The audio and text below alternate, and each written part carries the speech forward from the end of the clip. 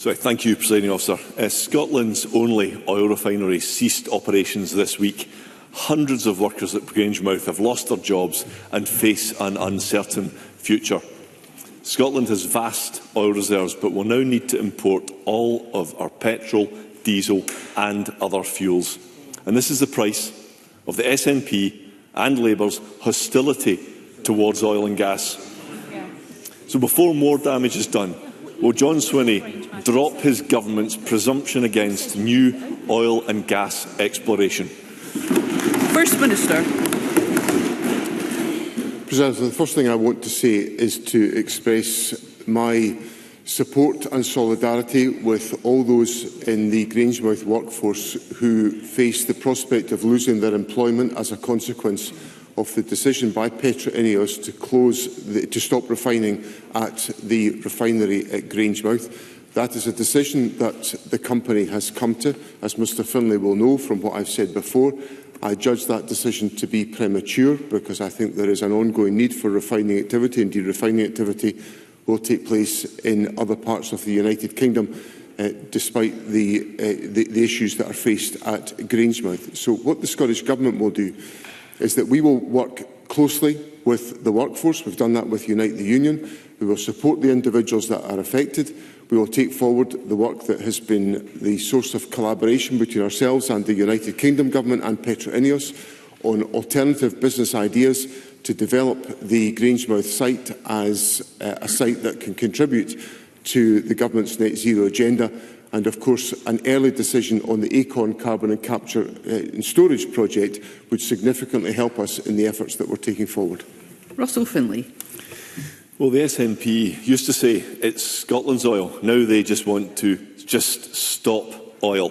Nicola Sturgeon opposed the Cambo oil field, while Humza Yousaf opposed Rosebank, even though this would result in higher energy prices and greater reliance on foreign imports. John Swinney personally brought the Greens into government. These dangerous fanatics want to shut down all oil and gas production. Mr Finlay, I'll just remind you of the need to treat other members with courtesy and respect.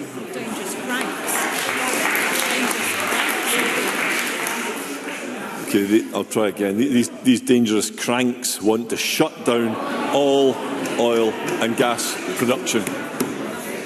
Mr Finlay, we have many questions to get through today, and I would just ask the member to remember the need to adhere to our standing orders.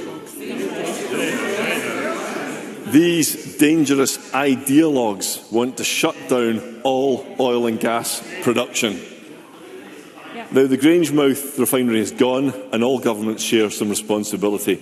But the greatest blame lies with the government that turned its back on Scotland's world-leading and innovative oil and gas industry. If John Swinney doesn't support business, how can he act all surprised when businesses fail? First Minister. One of the things I'd say to Mr Finlay in response is that we have to recognise the climate emergency that we face and the necessity of adapting to that reality. Now, I know that the Conservatives are involved in a pivot on net zero, and they in fact want to deny the climate challenges that we face. But the underpinning point that I would make to Mr Finlay is at the heart of the approach the Scottish Government has taken on the consideration of any further developments in the North Sea oil and gas sector is that any decision must be the subject of a climate compatibility assessment. Now, that is what the courts have now said is required to take place.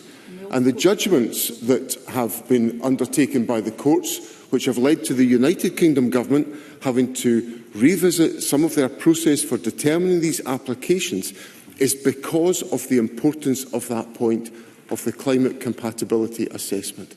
So we cannot deny the realities of what we are facing as a society. What this government will do is support industry to transition to that reality, and the best thing that we can do, the best thing we can all do in this Parliament, is argue for the approval of the Acorn carbon capture and storage project, which the Conservatives refused to authorise when they were in office. The quicker we get ACORN approved, the better for Scotland's climate strategy.